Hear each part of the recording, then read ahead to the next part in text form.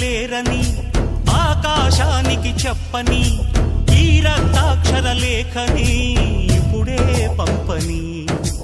అన్నం పుణ్యం ఎరగని మా సీమకిరా రమ్మని ఆహ్వానం అందించని మెరిసే చూపుని